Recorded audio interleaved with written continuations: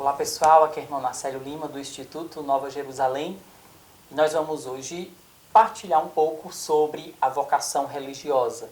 Eu gostaria de iniciar com o texto de Mateus, capítulo 19, versículos do 27 a 30. Pedro, tomando então a palavra, disse: Eis que nós deixamos tudo e te seguimos. Que receberemos? Disse-lhe Jesus: Em verdade eu vos digo, a vós que me seguistes, quando as coisas forem renovadas e o Filho do Homem se assentar no seu trono de glória, vos assentareis vós também em 12 tronos para julgar as 12 tribos de Israel. E quem quer que tiver deixado casas, irmãos, irmãs, pai, mãe, filhos ou terras por causa do meu nome, receberá muito mais e terá em herança a vida eterna. Muitos dos primeiros serão os últimos e muitos dos últimos primeiros. É exatamente nessa perspectiva, na confiança, na esperança dessas promessas dos bens futuros, dos bens celestes, que homens e mulheres, desde o início do cristianismo, se prontificaram a seguir Jesus mais de perto. Então, a vida religiosa não é uma instituição divina, ou seja, em momento algum Jesus pediu que os cristãos se engajassem numa comunidade religiosa ou professassem votos.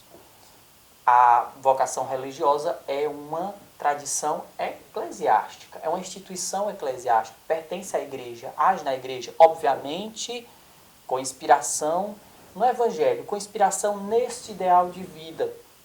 Um ideal de vida que exige renúncia, mas antes de renúncia, trata-se de abraçar um projeto. A pessoa que faz uma renúncia só sabe o seu valor quando ela percebe aquilo que lhe está sendo proposto.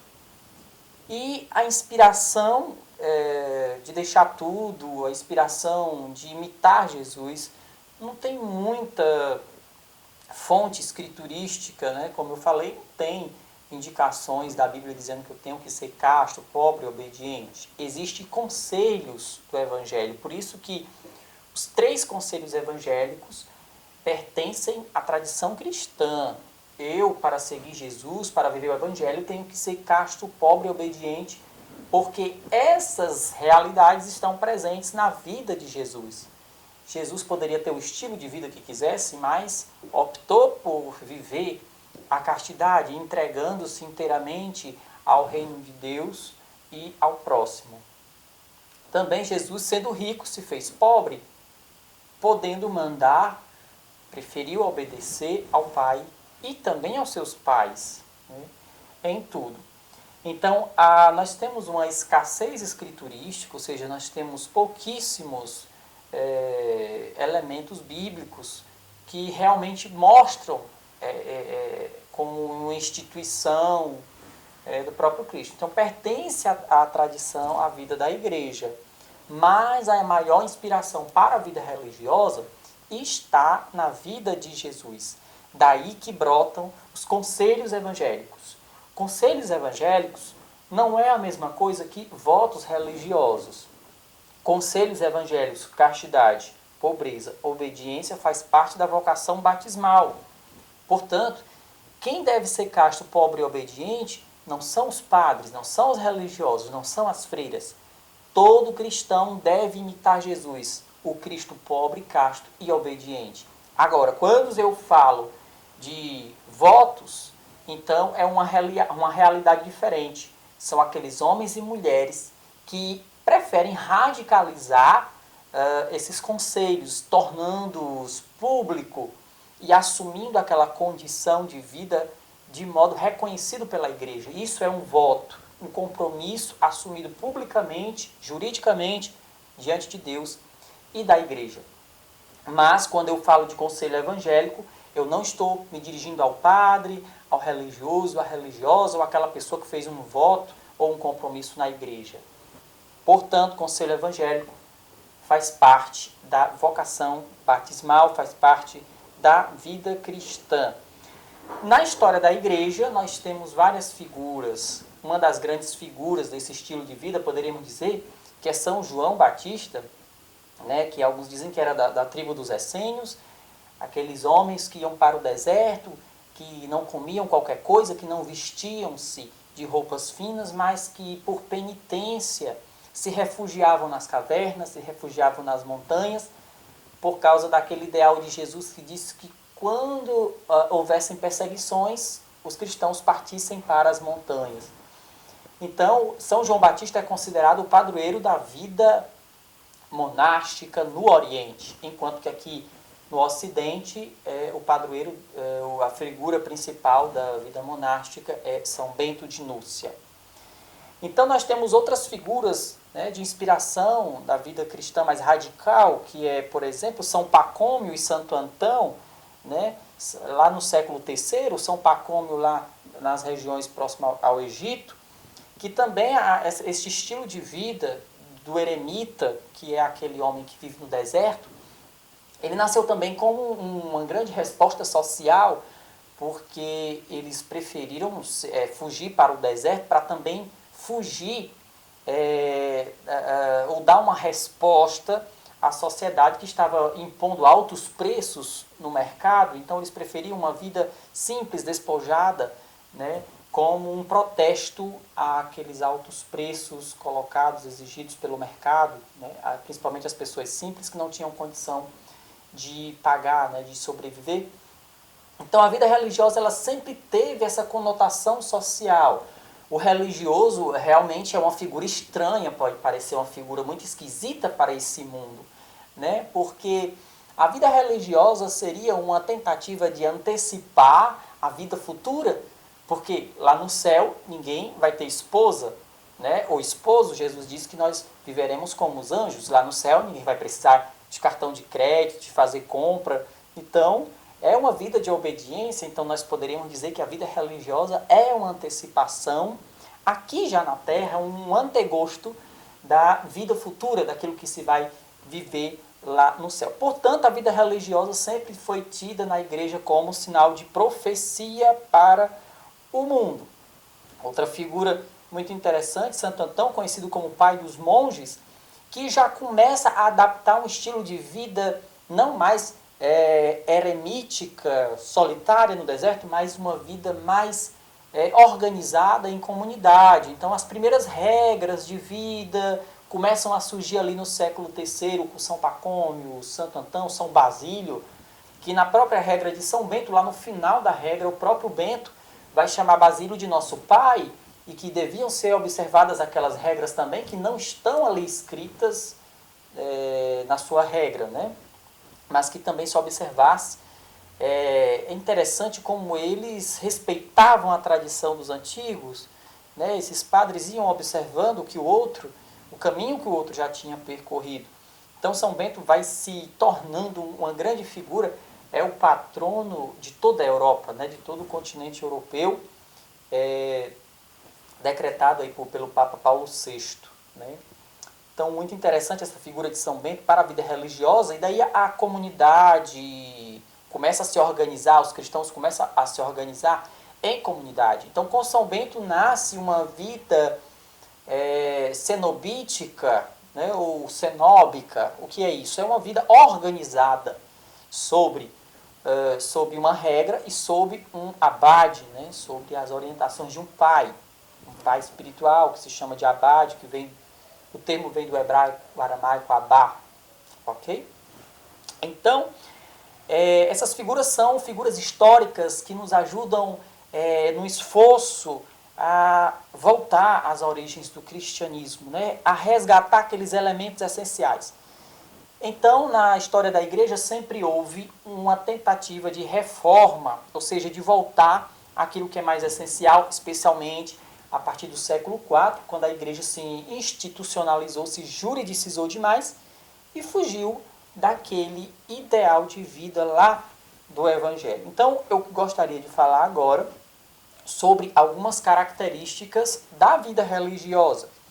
Como, por exemplo, eu já falei aqui, mencionei a profissão dos conselhos evangélicos. Vamos dizer que é um grande termômetro para as comunidades, as realidades da castidade, da pobreza e da obediência, que não podem ser entendidas ao pé da letra, porque elas têm um sentido teológico, muito mais que um sentido puramente material ou simplesmente formal, eles têm um sentido teológico que deve ser refletido.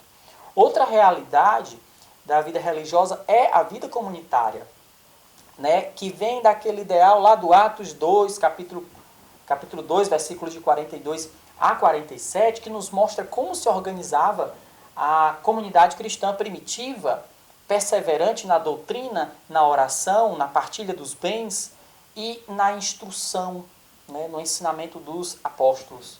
E eles não tinham nada para si, tudo era colocado em comum. Esse ideal de vida comunitária vai ser abraçado pelos cristãos e até hoje norteia a vida religiosa das nossas comunidades, das nossas associações laicais e da própria igreja como um todo. Outra característica da vida religiosa é que tem um fundador, um homem, uma mulher com anseios, com esperanças do seu tempo. Né? Todo fundador de uma comunidade é guiado, iluminado pelo Espírito Santo a partir de uma realidade muito bem concreta para dar uma resposta ao mundo. Alguns carismas são temporários, mas outros perduram aí atravessam os séculos. Outra realidade da vida religiosa é um carisma, ou seja, a palavra carisma vem daquele dom especial que o Espírito deu à igreja para responder a uma necessidade do seu tempo. Podendo ser, muitas vezes alguns carismas são para fins da piedade cristã, para fomentar a oração, para fomentar a vida espiritual, outros para contribuir com os bens temporais, né, para as necessidades do mundo, né, sejam obras sociais, sejam obras caritativas, sejam obras educacionais, mesmo tendo conotação social, sempre tem em vista a salvação da humanidade, porque a vida religiosa sempre se caracterizou como essa entrega total e incondicional da pessoa. Todo instituto tem o seu carisma. Então, geralmente, quando um jovem procura uma comunidade, sempre procura pesquisar, saber qual é o carisma daquela comunidade. Alguns têm fins de fomentar, né, e de propagar a piedade cristã, a evangelização dos povos. Alguns têm, como eu falei, conotação mais social, temporal, de animação temporal. Então, aqui a gente vê vários carismas, né? O Espírito Santo, ele age, é muito diverso, muito rico, criativo. O carisma dos jesuítas, muita gente até brinca dizendo que os jesuítas não têm carisma, né? Porque eles fazem um pouco de tudo. Na verdade, eles têm contribuído muito com a catequização, com a evangelização dos povos. Os franciscanos respondem a aquele anseio de vida fraterna, o espírito missionário, né, com os irmãos e irmãs, lembrando aqui a figura de São Francisco de Assis, que é um grande expoente da vida religiosa. Eu mesmo fui atingido, questionado pelo testemunho de São Francisco desde a minha tenra idade. Né? Temos aqui o carisma dos beneditinos, que é o silêncio, a oração, o trabalho, enfim, cada carisma com a sua necessidade, com a sua resposta para o mundo, com a sua contribuição para a igreja e para a humanidade. Todo carisma tem uma espiritualidade e também tem um apostolado, ou seja, tem uma forma de viver a fé, tem uma forma de rezar, tem uma tradição bem enxuta, bem específica, né, ou bem diversa, e tem um apostolado, uma missão específica, tem um campo de atuação, podendo ser algumas ordens contemplativas, né, que são aqueles institutos ou ordens que se dedicam inteiramente à contemplação, à oração, alguns com clausura, outros com semi-clausura, ou seja, ao mesmo tempo que são contemplativos, são também apostólicos. Então nós temos ordens, congregações contemplativas, que se dedicam inteiramente à oração, à penitência, né, e à liturgia. Nós, como as carmelitas, como os cartuchos, enfim, né, como as clarissas e outras comunidades. Temos também alguns institutos e ordens que se dedicam ao apostolado, como, por exemplo, os redentoristas, que têm esse carisma, esse aspecto missionário dado por Santo Afonso Maria de Ligório, né? E, por fim, tantos outros apostolados, por fim, muito ricos, urgentes e necessários. Mas a igreja nos lembra que o primeiro apostolado dos religiosos consiste, antes de tudo, no testemunho da sua vida consagrada. Então, a forma mais concreta de se propagar um carisma é dar o seu testemunho. Algumas nomenclaturas bem comuns dadas à vida religiosa ao longo dos séculos são bem curiosas. Por exemplo, fuga mundi sempre foi vista como uma fuga do mundo, entendida aqui como uma fuga da agitação ou daquilo que é secular, daquilo que pode ser pecaminoso. Então sempre foi visto como uma fuga do mundo, que não deve ser levada ao pé da letra, fuga do mundo no sentido de intimidade com Deus, né?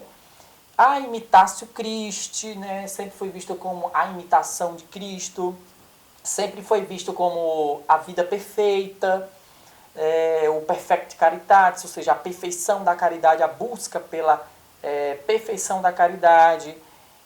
Outra expressão dada para a vida religiosa é seguir Jesus mais de perto, que hoje é até contestada, porque para seguir Jesus mais de perto a gente sabe que não precisa ser necessariamente religioso, religiosa ou padre. Basta você mesmo como leigo, como casado, como celibatário, viver a missão que Deus te confia, com fidelidade, com amor, com seriedade. Então você estará, obviamente, seguindo Jesus mais de perto.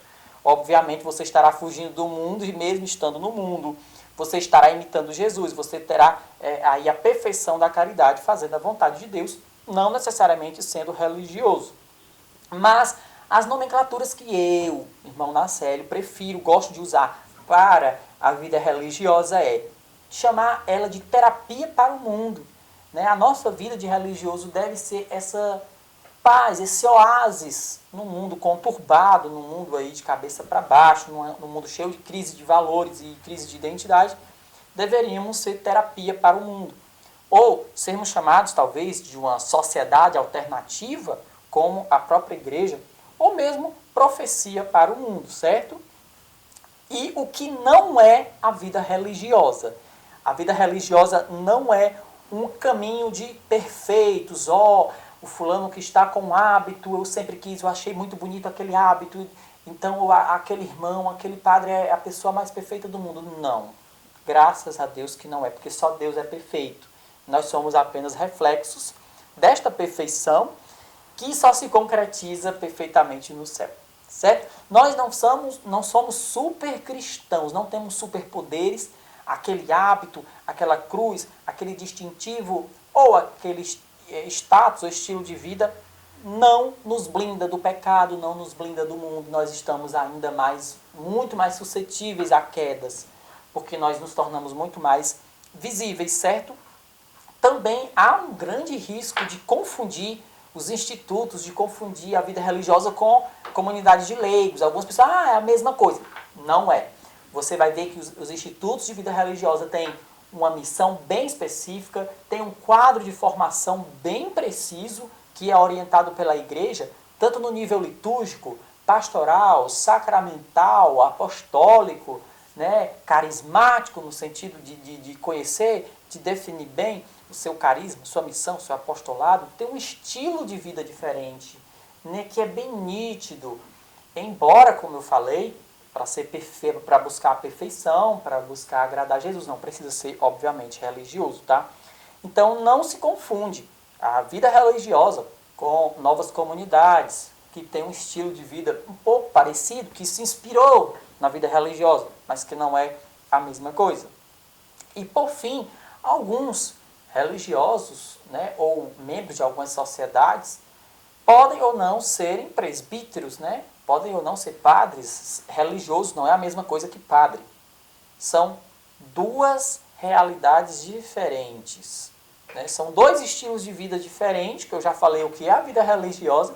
A gente sabe o que é a vocação presbiteral, né? A figura da missão sacerdotal, a gente sabe, tem mais costume. Só que alguns religiosos não são padres. E alguns padres são religiosos.